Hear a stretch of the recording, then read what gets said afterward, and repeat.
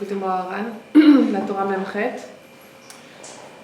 que chez Adam, Nechnas Bavodat Hashem, Azay Adarer, chez Marine Lo et Drachakut.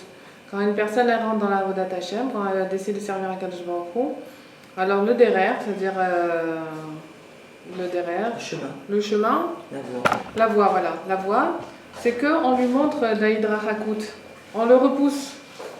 Venidme lo shemarchekim oto min ma'ala, et il lui semble qu'on vraiment on le repousse d'en haut. Ve'al manichon oto klal yikanes ba'avodat Hashem, et qu'on ne laisse pas rentrer du tout dans la avodat Hashem, dans le service d'Hashem. Ube'emet kol hidrachakut hu rak lo etkarvut. Mais en vérité, tout cet éloignement, c'est que du rapprochement. Ve'tzarer hitraskut gadol me'od me'od ve'vilipol ve'darto. Il faut beaucoup se renforcer pour ne pas se décourager, que chez Roé, chez Ovrim, Kama, Vekama, Yamim, Veshanim, quand on voit qu'il passe des jours et des années, chez O, Mityager, Veyegiot, Gdolot, Bishvil, Avodat Hashem, qu'on se fatigue tellement dans l'Avodat Hashem, Vadayin, O, Rachok, Meod. Et alors il est encore tellement loin, Velo, Ekil, Klal, Lirnos, Sharem, Dusha, il n'a pas commencé à rentrer dans les portes de la Kedusha.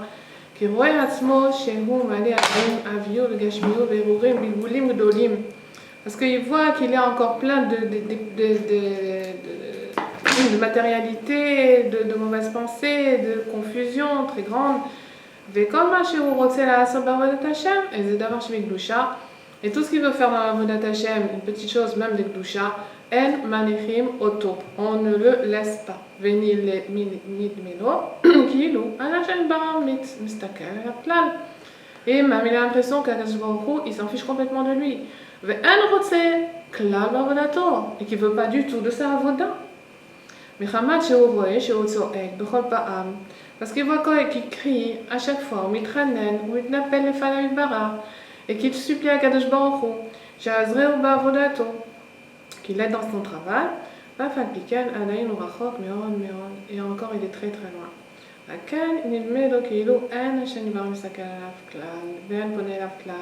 Donc il a l'impression qu'Akadosh Baruch Hu, il ne le regarde pas, il ne l'intéresse pas. Et qu'il il ne veut pas de lui.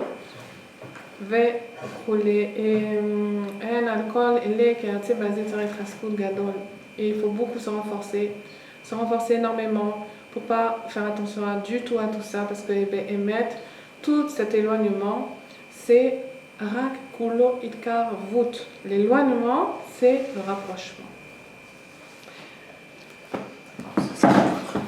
Hein? Comment c'est possible?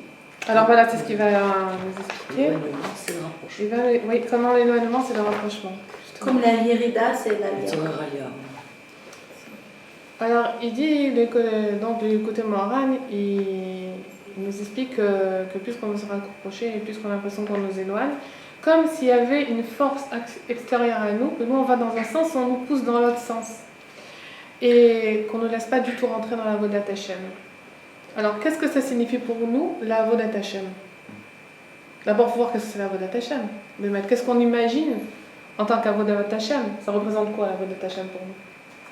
Ça représente la spiritualité, le progrès, l'avance vers la Rouchaniyut, vers les bonnes midot, vers l'advekut, l'attachement à Kadosh Baruch Hu.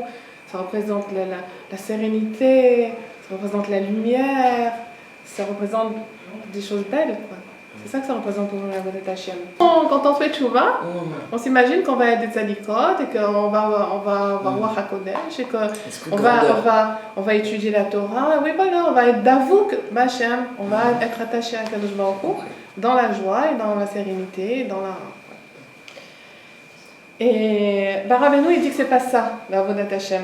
Il dit ça s'appelle pas la Avodat Hashem quand tu te sens bien dans la Torah. Parce que ce qu'on cherche dans la Avodat Hashem, c'est se sentir bien, se sentir karov à Hashem, se sentir proche de Kadosh Baruch Hu. C'est ça, non? On n'a pas fait tchouva pour prendre dans la tête ou se sentir à chaque fois repoussé, à chaque fois des bisionnotes. On s'est rapproché d'Hachem, on a fait tchouva pour se sentir bien dans notre peau aussi par rapport à Kadosh Baruch Hu, par rapport à ce qu'il attend de nous. Mais qu'est-ce que dit Rabbeinu? c'est que toutes ces argachotes-là, ces sensations qu'on recherche, qu'on a envie d'avoir, c'est pas ça, Avodat Hashem. Puisqu'il dit dans le Jikokol Maran, c'est pas rien que le tikkun et tout ça, c'est qu'on te repousse. Quand tu sens qu'on te repousse, que tu as envie de faire et qu'on te repousse, qu'on veut pas de toi, et que c'est tordu, et quand tu fais des tuiles, on ne te répond pas, et qu'on ne fait même pas attention à toi en haut, c'est ça qui s'appelle Avodat Hashem. C'est ça qui s'appelle. On vient de lire, non, écoutez Moran. Vous avez rien dit tout à l'heure. Mais il te dit que l'Avodat Hashem, c'est quand on te repousse. C'est ça. C'est quand on te repousse, c'est ça l'Avodat Hashem. C'est quand tu sens cette argacha-là qu'on te repousse. Parce que tu dois travailler ma vache. Hein? Là, tu dois faire un effort. Ça veut dire que c'est un grand frisouk. Hein. Parce que tu vois que quand tu vaux rien et tout, tu es en plein dans l'Avodat Hashem. Je suis à fond. Ça va être un enfant dans l'Avodat Hashem.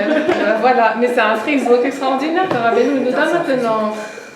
Ça veut dire que quand on se sent bien, tu es à côté de la plaque. Quand tu es à côté, tu te sens. C'est Rabbeinu qui dit, hein, c'est pas moi. C'est Rabbeinu qui dit. Parce que tu sais pas où tu es. Quand tu te sens bien dans ta peau, tu sais pas où tu es.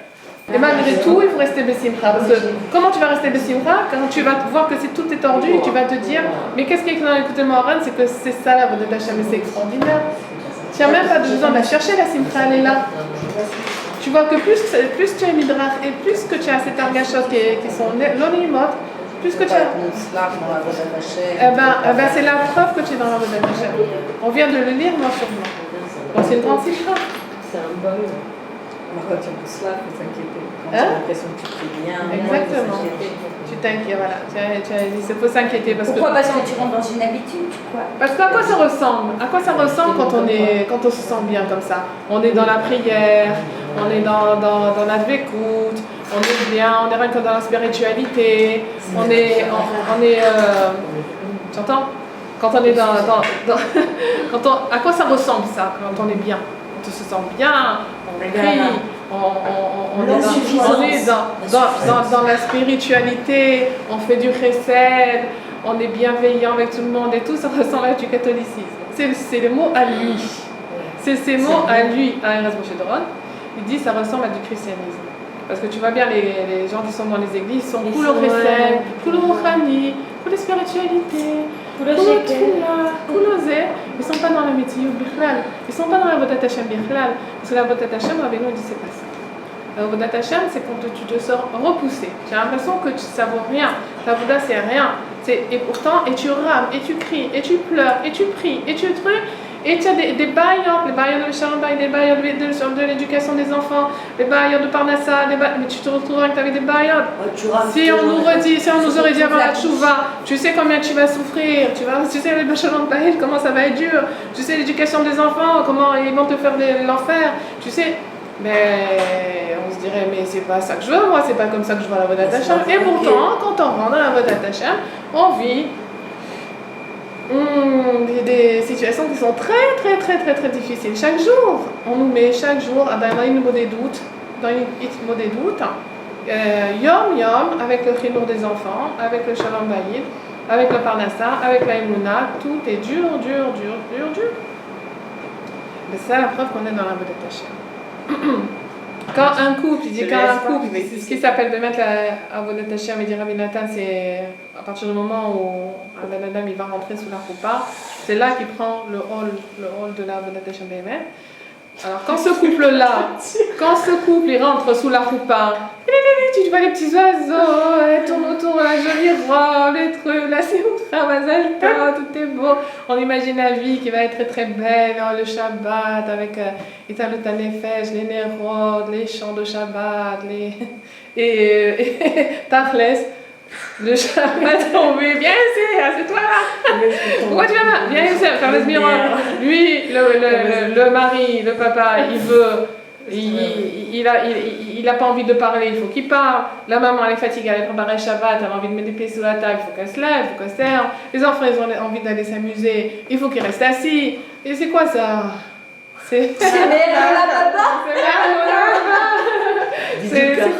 Oui, c'est des kara. Alors on m'a dit, où elle est toute cette rouchaniout, où elle est toute cette vekoud, où elle est toute cette simcha, où elle est tout ça. Alors il explique comme ça. que Kaniré, la Vodat Hashem, on n'a pas très bien compris ce que c'est. Donc il nous remet les idées en place. Alors, la chose qui est la plus représentative de la Vodat Hashem, c'est la Vodat Bet Amidash. Oui, là-bas, Vadaï, c'est Avodat Hashem en concentré. Oui, et tout ce qui se passait au Bet Amidash. Alors, à quoi ça ressemble?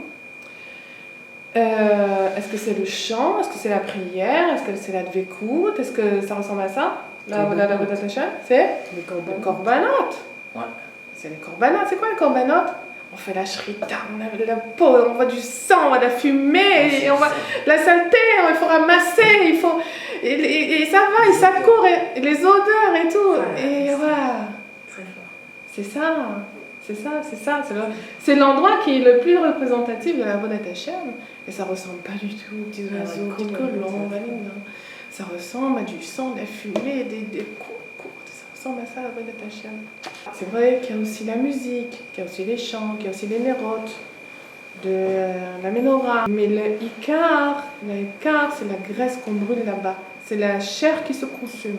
Et ces sacrifices-là, qu'on fait au Beth Amikdash, ça ressemble à quoi dans notre vie de tous les jours? Pourquoi on verse le sang? Pourquoi on brûle la graisse?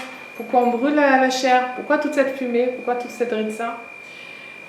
C'est pour prendre les matières qui sont les plus basses, rustes, les passions, les envies, la chair, les choses qui touchent la terre, pour les élever vers le ciel. C'est ça. C'est ça la Vodat Hashem. C'est la terre, c'est le Gehinnom, c'est l'obscurité, c'est la viande, c'est purifier tout ça et remonter vers Hashem. Et comment ça se ressemble? Ça se ressemble pas spirituel du tout. J'ai, par exemple, envie de prendre un Sefer Tehillim, j'ai envie d'ouvrir un livre sur la paracha après avoir nettoyé ma maison, et préparer le repas. J'ai envie de me reposer, de m'élever. Et voilà que je m'assois sur le fauteuil, je prends mon Sefer, et voilà le petit de 2 ans, 3 ans, il vient la couche. Je peux pas, je peux plus étudier, il faut que je me lève et que j'aille à la salle de bain. Je suis dans des réchot voilà, et vas-y, nettoie tout ça. Et qu'est-ce que je fais au moment où je prends, où j'ai envie de mettre dans mon fauteuil et d'être mitaneg à la chaîne, je prends mon bassar et je l'immole. À Kadosh Baruch Hu, c'est cette viande qui n'a pas envie de se lever et d'aller nettoyer un paquet, je le prends et je l'immole, je le purifie. Alors que c'est pas ça que j'ai envie de faire. Kadosh Baruch Hu, il me demande de faire ça, il me demande de faire le korban de mon ratson, de ma passion, de ce que j'ai envie. L'allaitement, oui, c'est une avoda, c'est normal, c'est une avoda. Mais à plein temps. Hein. Et où quand je suis et tous les jours on a des moments comme ça où on a envie de s'élever, où je prends le téléphone pour téléphoner à une copine pour qu'on va être une trazéquette avec un dibour de Torah, et puis voilà que mon mari me fait signe que et il faut qu'il mange. Donc je raccroche le téléphone et je vais m'occuper de choses qui n'ont pas l'air spirituelles, mais c'est ça la spiritualité, c'est immoler, c'est brûler mes graisses, toute cette vapeur qui s'émane de moi quand j'en peux plus, c'est réel les rois Hachem. Donc en fin de compte, quand je fais du chesed, ça me plaît, c'est agréable. Mais quand on m'énerve et que j'ai pas du tout envie de faire la chose qu'on me demande maintenant, c'est ça, la Vodat Hashem, c'est d'aller au-delà et contre ce que j'ai envie moi. Et surtout quand c'est quelqu'un de proche qui nous demande, nous demande de faire les choses qu'on n'a pas envie de faire, parce que c'est sûr que quand on va le faire, eh bien, on ne va pas nous faire des kavod, on ne va pas nous dire oh là là, qu'est-ce que tu es extraordinaire, et l'OMKN, que quand on va faire un chesed à l'extérieur, on va nous dire quelle balade chesed, oh là là, qu'est-ce qu'elle est gentille cette femme, oh là là, vraiment, c'est rare de rencontrer des gens comme ça. Et alors on a du kavod, tout ça, mais quand c'est à la maison, c'est les enfants, c'est le mari, qui c'est qui va nous dire oh oh ma chère femme, oh ma chère maman, oh qu'est-ce que tu es extraordinaire, mais tu es vraiment une chetraille, là c'est ton travail, nous c'est pas prêt, on va correct. Le Shabbat, puisqu'on parlait du Shabbat tout à l'heure, normalement c'est le jour le plus merveilleux de la semaine. Mais le Zohar, le Zohar il dit que c'est le jour le plus terrible parce qu'il est placé sous l'étoile de Saturne. Et Saturne, c'est une étoile qui est destructive. Le quand Le Shabbat. Ah ouais. Ouais, Shabbat, elle est placée sous Saturne et c'est une influence de destruction. Et ben, qu'est-ce qu'il y a de merveilleux ce jour où tout le monde était à la maison? Il faut se voir 3 fois par jour, si ce n'est pas 4 fois, s'asseoir à la même table et de faire des ciseaux ensemble et ne pas s'énerver, et sourire, et ne rien attendre. Et chacun il est avec son film, et la mère qui attend qu'on la serre, le père qui attend que. Bon, et les enfants. Qui chante. Voilà, et que tout le monde doit chanter avec lui, évidemment. Voilà. Tout le monde est obligé de chanter. Et chacun il attend qu'on soit Mechabed autour. Le Shabbat, le mari il arrive, il a travaillé toute la semaine, il a étudié toute la semaine, il veut qu'on attende. C'est sadique là, enfin, regardez-moi, je suis là, j'arrive. Ça y est, me aussi. C'est moi qui ai la Torah, c'est moi qui ai la. Et la mère qui est fatiguée, qui est aussi, elle a fait la spongia toute la semaine, elle a lavé les couches, elle a fait le manger, elle a fait les commissions, elle a fait. Toute la liste qu'elle doit faire, et elle attend que Shabbat, tout soit Mechabed, Shetraïl, qu'on la regarde au moins quand on chantait Shetraïl. Non. Mais peut-être qu'il y en a qui le font, hein, Esther. Oui, non. Il y a des maris qui disent ma femme, Ayakara, Toda Rabba, pas que. Non? Si, non, on parle du rov. Il y a plein d'exemples et chacun va se reconnaître dans les bons. Voilà, alors évidemment ce Shabbat là, une fois qu'on a pris le Hol Torah, qu'on a pris le Hol de la famille, ça ne ressemble pas au Shabbatot qu'on avait quand on avait dans les séminaires ou quand on avait quand on va au Kivret Tzadiki, quand on arrive chez Rabbeinu, quel Shabbat, quel Rouchaniout, quel Simcha, quel truc, emmène toute cette Simcha là dans ta maison. Dans ton Shabbat que tu fais dans ta maison avec ton mari et tes enfants. Vous n'avez pas chaud de mamache. Et recevoir Shabbat, c'est se dire, voilà la Avodat Hashem qui arrive. D'après ce qu'on a dit tout à l'heure, c'est pas agréable, on va dire. On se sent repoussé, on sent qu'on n'est pas du tout branché. Le Shabbat, c'est un truc qui est dur. Et ben, je m'engage dans mon Shabbat, je m'engage dans la Avodat Hashem.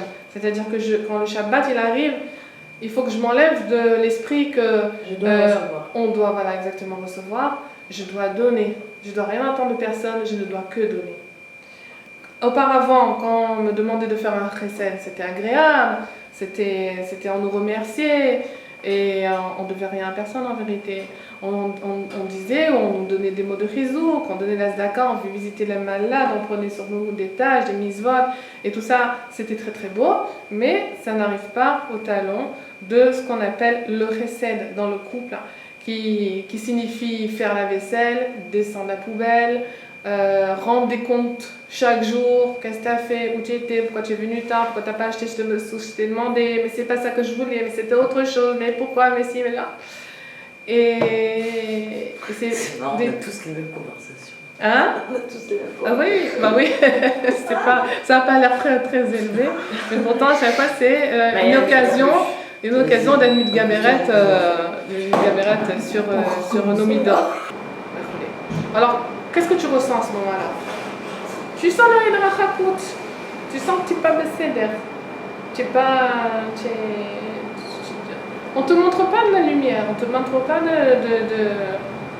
que tu es quelqu'un de bien. On te montre que tu es tendu, tu fais pas ci, tu fais pas ça, tu fais pas ça, tu n'entends pas, tu ne donnes pas, tu donnes. Donc, oui, sans les sentiments de Kedusha, de Italut Nefesh, de Dvekoudou, c'est ça que je pensais qu'était la Avodat Hashem avant que je fasse quand j'ai fait Tchouva, quand j'étais au séminaire, quand j'étais Kivret Tzadikim. Quel rapport maintenant entre la Avodat Hashem et ce que je vis tous les jours? Donc, ce qu'il dit, c'est qu'avant, ce que tu pensais de la Avodat Hashem, ce n'était pas de la Avodat Hashem. Parce qu'il n'y avait pas d'Hidrachakut. Tu n'avais pas un sentiment qu'on te repousse. Et ce que Rabbeinu dit, c'est qu'on te repousse. Ce n'est pas des jours, ce n'est pas des semaines, ce n'est pas des mois, c'est des années. Et pourtant, il dit ne te décourage pas. Somi Trezek, parce que tout ça, c'est pas vrai. C'est pas l'Hidrachakut. L'Hidrachakut, c'est l'Aïd Karvout. C'est que l'Aïd Karvout. Ne pense pas que c'est de l'Hidrachakut. C'est pas que c'est vrai qu'on veut pas de toi. Au contraire, cette Hidrachakut, c'est l'Aïd Karvout. Comment il explique? Parce que ce que je fais, j'ai l'impression que c'est si peu. Et je sens que même c'est presque rien. Mais ce presque rien que tu fais par rapport à quand tu étais jeune fille, tu faisais Sefer Teilim tous les jours, toutes les semaines ou quoi, c'était le gabrout. Quand un enfant il va venir, tu as envie de faire un Sefer Teilim et il va venir, il va te tirer pour lui changer la couche, peut-être cette petite gabrout de ne pas t'énerver, ou bien que tu vois des enfants qui se disputent ou quoi, tu vas pas t'énerver, cette petite gabrout là, elle est peut-être 1000 fois plus grande qu'un Sefer Teilim que tu faisais vers Mafria quand tu étais jeune fille. Et que tu ne sais pas vraiment la Kavana quand tout était à Memenocha, quand tout était facile de faire. Et ce qu'on te demande de faire maintenant, c'est cette Avodat Hashem, c'est ce que tu fais, qui n'a pas l'air vraiment mirobolant, qui est de nettoyer, de ramasser, qui ressemble à cette Avodat du Beth Amikdash, de la graisse, du sang, de la fumée verrouillée. Alors au moment où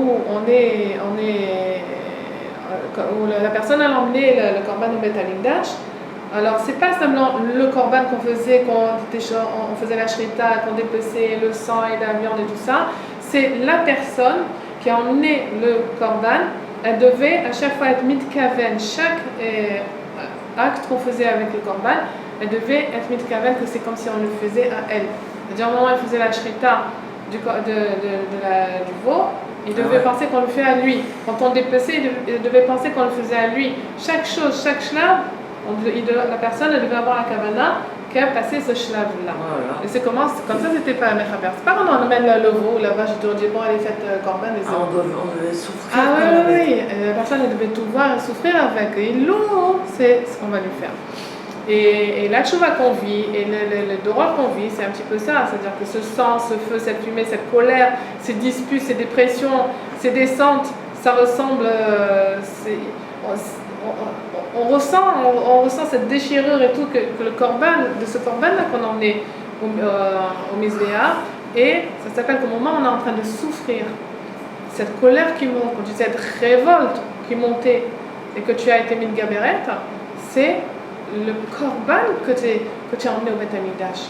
Tu as emmené ces kochot-là, ce feu qui est dans la graisse, et tu l'as fait brûler pour Hachem. Tiens, au moment où tu es mitgaber, tu es dans le Beth Amikdash. Mais seulement, c'est difficile évidemment de laisser ces côtés paisibles et agréables de ce qu'on appelle, nous, la Avodat Hashem, ce sentiment de plénitude, d'élévation, de joie et de vitalité. Alors, ça veut dire que je n'ai pas le droit maintenant de ressentir des choses dans la Torah. Je n'ai pas le droit de ressentir un peu de nacha, de simcha, de dvekout. Ça veut dire que dès que je sens qu'on ne me repousse pas, alors ça s'appelle pas Avodat Hashem. Ça s'appelle aussi la Avodat Hashem parce que justement, dans le Beth Amikdash, Rabbi Nathan nous dit qu'il y avait un seder spécial. Dans le Beth Amikdash, voilà, il y avait l'extérieur et il y avait l'intérieur. Alors, à l'extérieur, on faisait tous les korbanot et les shritot et tout ce que je vous ai expliqué. Et à l'intérieur, c'était quelque chose plus spirituel. On allume les nerot, il y a les convives, la shrina, l'encens, et ça avait l'air beaucoup plus spirituel. Alors, qu'est-ce qu'on faisait du temps du Beth Amikdash? C'est que quand ils faisaient les korbanot, il y avait un grand misbéra à l'extérieur, un petit misbéra à l'intérieur. Alors, les Kohanim, ils faisaient la shrita, les korbanot à l'extérieur. Ils finissaient pas tout. Ils rentraient à l'intérieur, ils allumaient 2 nerot, de la menorah. Ils ressortaient et continuaient les korbanot. Ils re-rentraient, ils allumaient encore 2 nerot. Ça ressemble à quoi? Ça ressemble que si ils auraient d'abord fait toute la voda à l'extérieur, et seulement une fois qu'ils auraient fini la voda à l'extérieur, ils sont rentrés à l'intérieur, pour ce qui est plus spirituel, plus agréable, ça aurait voulu dire que nous aussi, d'abord, avant d'entrer dans la voda Hashem, il aurait fallu soumettre toutes nos passions, brûler toute cette graisse, brûler toute cette chair qui est tellement par terre qui nous attire tellement vers le bas. Il aurait fallu purifier tout ça et après seulement on aurait pu rentrer à l'intérieur du Beth Amikdash pour ressentir des choses et s'élever et regarder le or de la menorah et sentir des odeurs extraordinaires. Alors, je dis, on n'aurait pas pu parce qu'on n'y serait jamais arrivé. Si dans notre Avodat Hashem on devait d'abord passer que par ce shlab-là de purification, on serait mort parce qu'on a besoin de chizouk. On dit, le Beth Amikdash qui est le plan de l'Avodat Hashem, il est le plan de notre vie. Ça veut dire que Be'emet, Akadosh Baruch Hu fait ainsi que on vit une vie qui est difficile, une vie de Avodat Hashem qui est difficile avec le mari, les enfants, la vie de tous les jours, mais aussi Akadosh Baruch Hu, de temps en temps, il nous donne un petit peu de lumière. Il nous donne du nachat. Il nous donne des moments de shalom bayit niflaim. Il nous donne du nachat des enfants. Il nous donne de temps en temps qu'on a un peu de shefa. Et ça représente la lumière de l'intérieur du Beth Amikdash pour qu'on soit mitrazek, mais on va pas s'y tenir. C'est-à-dire que quand on a des moments de aliyah, de shalom bayit et de simcha et qu'on se sent bien, on dit ça allié, c'est super, je m'entends très bien avec mon mari, ça sera toujours comme ça. On ne peut pas imaginer qu'on va redescendre. Tout est magnifique. Pourquoi on va redescendre? Ça y est, ben non. Tu prends du chizouk et après sache que tu vas redescendre encore et qu'on va te remettre encore dans le korbanot de l'extérieur du Beth Amikdash avec le misbéhar et le sang et les shritot et tout ça et tout ce côté qui n'est pas agréable. Et après, on va te donner encore le or et la simcha et tu vas rentrer et ressortir, rentrer et ressortir.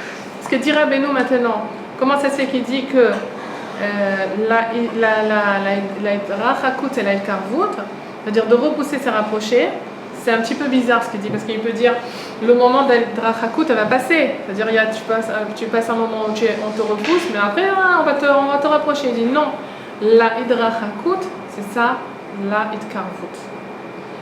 C'est dans la hidrachakut, dans le moment qu'on te repousse, qu'on te mekarev. Toutes ces épreuves, ces sensations négatives, ces défaites, ces tristesses, ces désillusions, ces déceptions, tout ça, ça s'appelle rapprochement. Tu ne fais que t'approcher, te purifier, t'améliorer, et tout ça, ce sont que des bonnes choses. Il ne faut pas croire qu'on a des moments qui ne sont pas bien, des moments qui sont bien. Ça, les moments qui sont difficiles, ça s'appelle bien. Ça fait mal, c'est vrai, mais ce sont des bonnes choses. Quand un enfant il quitte le gan et qu'il monte de Kita, alors et qu'il laisse tous ses jeux, il a l'impression d'être éloigné. En vérité, il s'éloigne de quoi? De la petite enfance. Et il rentre dans le cours élémentaire et où il va apprendre à lire, à écrire et à faire des devoirs. Et alors, à ce moment-là, on dirait que le monde il s'obscurcit. Le monde il s'obscurcit. Pourquoi? Parce qu'il s'éloigne de son bonheur d'enfant. Mais en fait, il se rapproche de notre bonheur qui est beaucoup plus grand. De l'enfant qui grandit. Si maintenant les parents ils voient cet enfant-là, ils disent oh le pauvre petit, il s'amuse tellement bien au GAN et tout, viens on va le laisser encore un an. Il est tellement content et tout. Alors qu'est-ce qui se passe? C'est que on l'empêche de grandir. Cet enfant-là il doit grandir. Mais après qu'il aura grandi, il aura un autre bonheur. Par exemple, le bonheur de lire un sefer. Quand il va voir, s'il est resté dans le GAN et qu'il voit ses copains qui sont assis comme ça en train de lire, mais il va avoir un manque. Donc il va pas pouvoir faire des choses que les enfants de son âge ils peuvent faire. Mais pour ça, il faut travailler. Il faut passer de classe. Donc nous, c'est ce qu'on fait. C'est ce qu'on fait aujourd'hui. Aujourd'hui, on est content de ne pas être analphabète, oui. Bon, on sait lire, on sait trucs et ça. Pourquoi? Parce qu'on a fait les efforts. C'est vrai que de se marier, c'est bien, mais de vivre seul aussi, c'est bien. Parce qu'on fait ce qu'on a envie quand on a envie, on se lève quand on veut, on n'a pas la personne à qui donner des comptes, on n'a pas demandé l'avis de l'autre. Et parfois même, quand c'est dur, on envie un petit peu les moments du passé parce que c'était plus facile. Mais, comme il dit, toute la lettre racoute, c'est la karavut. Sur ce chemin, il y a des moments difficiles et il faudra les surmonter. Et la personne, des fois, elle n'a pas envie. Elle dit, j'ai pas envie de me battre, j'ai pas envie, mais sache que tu vas gagner. De toutes les façons, tu vas gagner. Il faut se persuader que tu vas gagner. C'est ce qu'il nous dira Beno. Il faut être mitrazel parce qu'on va gagner. toutes ces épreuves-là, y compris les disputes, les incompréhensions, les dépressions, les problèmes de santé, la personne, des fois, elle va se dire, mais si je savais que c'était tellement difficile, peut-être que j'aurais réfléchi 2 fois avant de vouloir descendre dans ce monde. Mais il faut savoir que c'est grâce à cette tempête qu'on se construit et qu'il y a des forces et qu'on va changer. Une fois, il y a eu une petite fille qui était en train elle élevait des papillons. Et elle a dit une fois à sa maman, mais j'ai mal pour ces papillons, ça me fait de la peine et tout. Pour sortir de ce cocon-là, ils font tellement d'efforts. Et vas-y, il essaie de sortir du cocon. Alors la maman, elle a dit, bon, qu'est-ce que tu veux faire? Elle dit, je veux l'aider.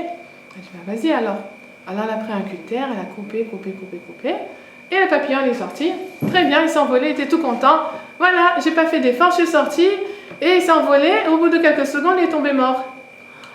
Alors, qu'est-ce que ça veut dire? Ça veut dire que c'est ce Mavak-là, ces efforts qu'il a fait pour sortir, c'est ça qu'il a construit, c'est ça qui lui a donné la force, c'est ça qui l'a musclé. Wow. C'est ça qui en a fait un papillon, qui a pu s'envoler, être beau, etc. Et donc, c'est cette lutte-là qu'on vit chaque jour, c'est ça qui fait de nous un beau papillon. C'est ça qui nous aide à nous construire. Tous ces efforts, tous ces nisyonotes, tous ces disputes, toutes ces dépressions que vous voulez, c'est ça qui fait qu'on devient des Bnei Adam, qu'on devient des bons.